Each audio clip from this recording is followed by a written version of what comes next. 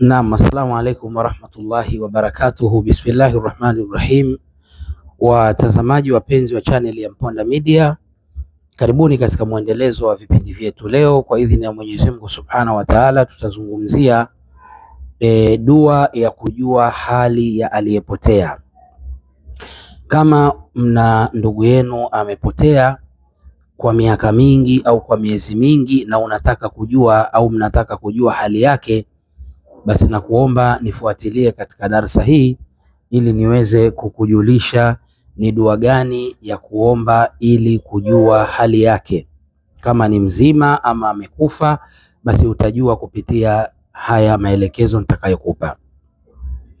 Wanasema wanawazuoni, in aradta an ta'rifa haluhu, ikiwa utataka kujua hali ya mtu aliyepotea, hali ya ndugu yenu aliyepotea, taktubu hadha duau, utaandika dua hii, utaandika dua ifuatayo katika karatasi nyeupe. Utaandika Allahumma arini hala fulani, utamtaja hapo, fil manami. Narudia, utaandika Allahumma arini hala fulani fil manami. Kwa Kiswahili dua hii maana yake, ewe Mola, nioneshe hali ya fulani usingizini, nioneshe hali ya fulani usingizini. Yani ukilala Mwenyezi Mungu akuoneshe.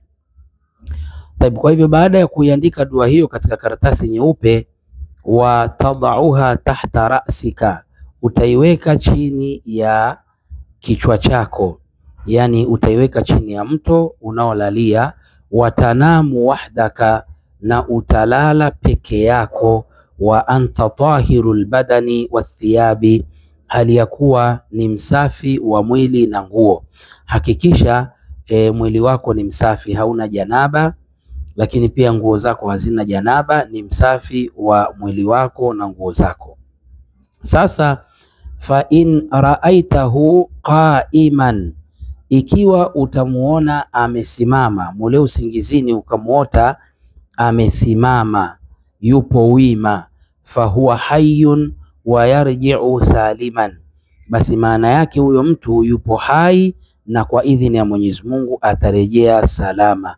Wa in raaitahu naiman, na ikiwa utamuona hali ya kuwa amelala, fahuwa mayitun, basi maana yake ni kwamba huyo mtu tayari atakuwa amekwisha fariki, amekwisha fariki. Kwa hivyo hiyo ndio dua ya kujua hali ya aliyepotea. Kama unataka kujua hali ya ndugu yenu aliyepotea, kama yupo hai au amekwisha kufa, basi soma, andika dua hii kama nilivyokuelekeza. Fanya kama nilivyokuelekeza, biidhnillahi subhanahu wa ta'ala, Mwenyezi Mungu atakupa majibu. Na huu utaratibu sio kwa siku moja, unaweza ukaiacha hiyo karatasi hapo kwa muda mpaka wa siku 7, mpaka pale utakapomuona huyo mtu yupo katika hali gani. Kwa hayo machache niseme wallahu a'lam. Assalamu alaikum warahmatullahi wabarakatuhu.